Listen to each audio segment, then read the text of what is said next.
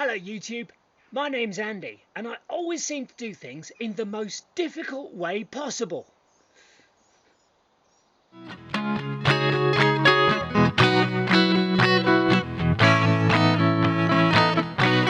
What I mean is, the easiest ways of doing things are not always the most fun. I've been figuring out the tones required for some classic rock songs and trying to record the right sort of tones on the digital recording studio.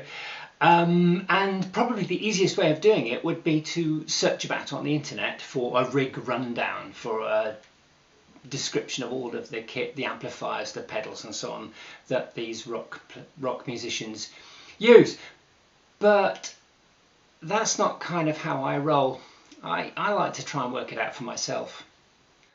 I haven't actually got any kind of structured process for working out how to recreate the tones of rock songs, and I think it would be helpful if I actually did come up with some kind of step-by-step approach to doing this, so that I could more accurately produce the right tones.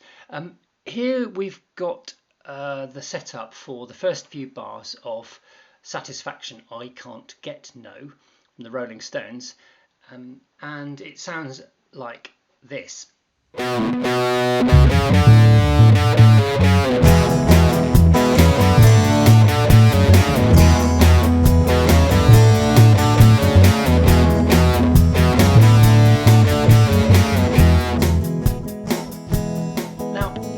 At that just purely by guesswork, by randomly selecting a few things, and I ended up with a fuzz pedal, a 1960s fuzz pedal, and a jazz combo amp.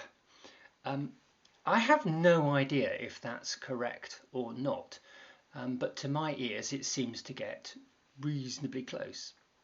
Now, in order to come up with a process, we could possibly start by picking the right guitar for the job. I have a Strat style guitar, but it's got a 5-position pickup selector and 2 different tone controls. Or we could start with a double humbucker PRS, 5-position selector and a tone control.